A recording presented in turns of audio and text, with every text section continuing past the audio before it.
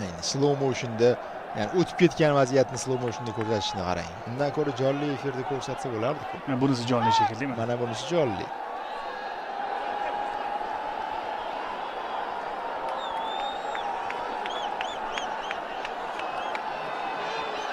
Chiroqlarni o'chirib qo'yishgan.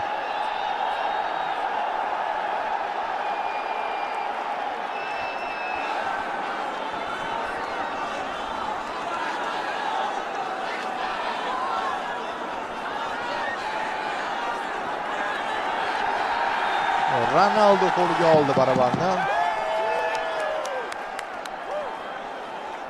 Va endi u mana shu orqali butun stadionni boshqaradi. Stadion nima bo'libdi o'zi? Juda haligacha dunyoni boshqaryapti. Bo'ldi.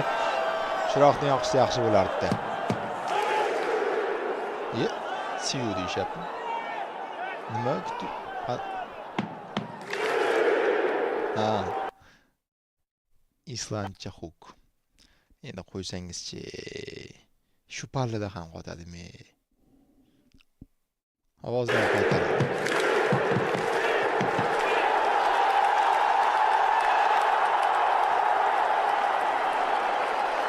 Qalbida bolalik bor. Varqaray ko'zdan qilib ursin. Uzoq kutdi Ronaldo. Uzoq kutdi arab muxlislari. Biz ham uzoq kutdik to'g'risi. Har qanday platformada, har qanday sahifada, har qanday Telegram sahifagacha bu narsani juda uzoq vaqtdan beri yozishardi. Ronaldoning jamoasi bugun o'ynaydi, aynan An-Nasr emas, Ronaldo bugun o'ynaydi.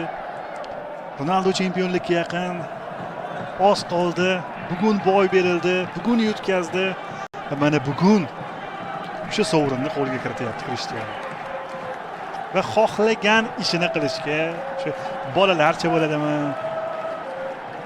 Boshqacha bo'ladimi, u haqli.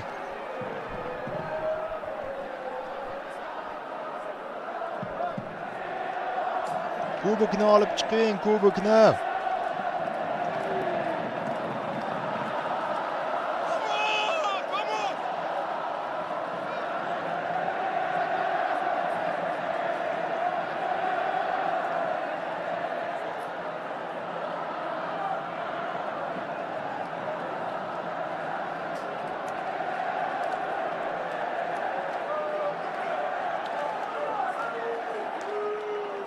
YouTube'da ketyaptimi?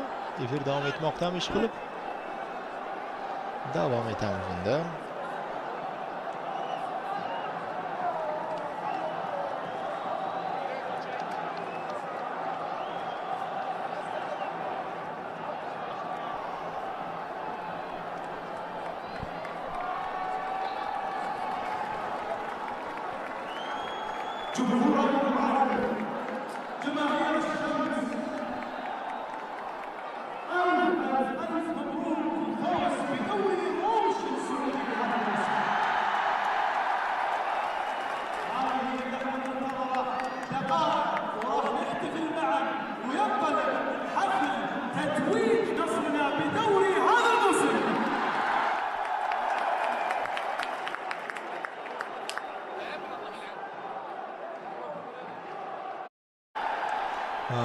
Ular endi bayramni ertalabgacha qiladi.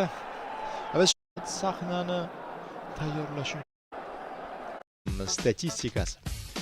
28 ta gol, 2 ta assist, 161 ta zarba. Ulardan 60 tasi aniq yo'llangan darvoza tomoniga. 196 ta bu ko'rsatkich aynan jarima maydoni ichida to'pga tekinish. Mana shu bittasi nima ekan endi?